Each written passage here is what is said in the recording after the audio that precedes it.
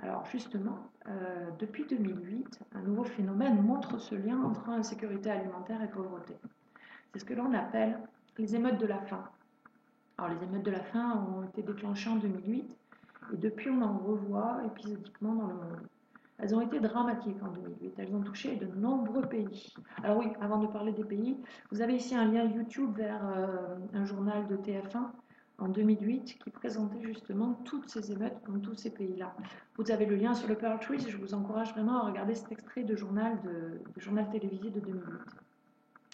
Alors regardez tous les pays concernés, la Thaïlande, l'Égypte, Haïti, près de l'Europe, le Maroc, par exemple. En Égypte, regardez, 5 tués, 300 arrestations, le prix du pain et des céréales a augmenté de 50% en un an.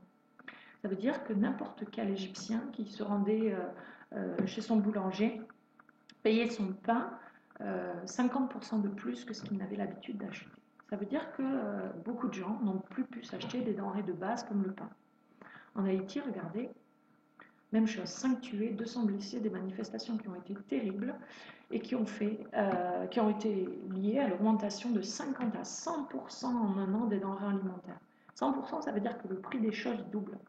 Donc votre kilo de sucre, par exemple, au lieu d'être un kilo de sucre à 5 ou 6 dollars, passe à 10 ou 12 dollars. Imaginez ce que ça vous ferait quand vous faites vos commissions, vos courses, et que comme ça, le prix de denrées de base a pu doubler. Alors nous avons fait une étude de ce texte fort intéressant en classe sur les émeutes de la faim. Alors vous avez là des chiffres de l'augmentation des denrées de base entre 2005 et 2007 dans le monde. Le riz a augmenté de 75%, le blé a augmenté de 130%. Ce sont là des denrées de base, vraiment. Donc le pain, c'est quelque chose de fondamental, de symbolique aussi. Donc vous pouvez écrire ce petit résumé. L'augmentation récente des prix des produits alimentaires a provoqué en 2008 des émeutes de la faim. Alors notez comme exemple de PED où il y a eu des émeutes, le Mexique, le Maroc, Haïti, l'Égypte. On voit que le problème alimentaire peut être un facteur de grande tension sociale et de gros troubles politiques. Ces émeutes montrent aussi que de nouvelles catégories sociales sont touchées, c'est les classes moyennes. Et on voyait pour la première fois des classes moyennes, des gens qui généralement n'avaient pas de problème à se nourrir, eh bien, aller dans la rue et montrer qu'ils mouraient de faim. Alors nous passons à un tout autre problème, mais qui est aussi un aspect de la malnutrition. C'est la question de l'obésité dans le monde. Alors vous avez là un document qui exagère un petit peu les chiffres, je pense, mais qui vous montre un classement qui est en revanche réel des pays qui ont le plus de personnes, qui comptent le plus de personnes obèses dans leur population. Les États-Unis, vous vous en doutiez, on en parle souvent. La Chine et l'Inde, alors beaucoup de personnes dans leur population parce que ce sont des pays extrêmement peuplés. En tout cas, on voit que d'autres problèmes alimentaires apparaissent dans le monde. La malnutrition se manifeste de plus en plus sous la forme de cette obésité. Regardez ici, les hommes en 1980, on voit qu'il y avait moins de 30% concernés. En 2013, ça concerne plus de 36% de la population. Les femmes, moins de 30%, on est maintenant à 38%. C'est donc un phénomène qui prend une ampleur impressionnante. Alors ne notez pas le chiffre de 2,1 milliards de personnes, on trouve plus généralement le chiffre de 1,4 milliard de personnes touchées par l'obésité dans le monde. Excusez-moi, j'ai oublié le S à personne.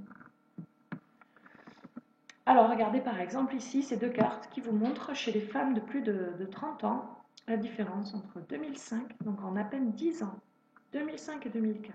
Regardez combien de personnes sont de plus en plus touchées par l'obésité dans le monde. Regardez notamment en Amérique du Sud et l'Australie ici, même toute l'Océanie, et même en Asie.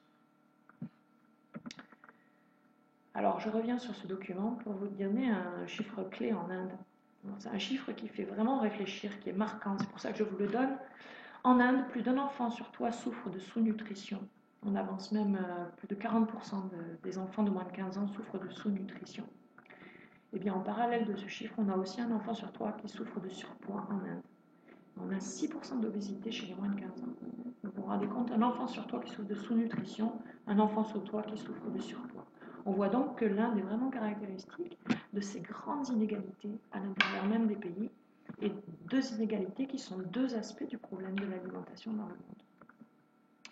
Nous en concluons donc que la sécurité alimentaire n'est pas un problème agricole, nous l'avons établi depuis le début, mais un problème de répartition de la nourriture disponible. Il faut quand même dire que néanmoins, la question de la limite de nos systèmes agricoles est très importante et doit se poser, car nos systèmes agricoles entraînent un manque d'eau, entraînent beaucoup de défrichement. Nous sommes dans une situation où nous utilisons déjà la quasi-totalité des terres agricoles disponibles, et il faut donc voir si ces systèmes agricoles qui accroissent les inégalités et qui accroissent aussi les coûts de l'alimentation ne sont pas à repenser et n'ont pas certaines limites qui pourraient un jour remettre en cause la sécurité alimentaire de notre planète. Voilà, je vous remercie d'avoir regardé cette vidéo. Si vous avez des questions, n'hésitez pas en classe, on en parle. Vous pouvez aussi laisser des commentaires, n'hésitez pas. À bientôt!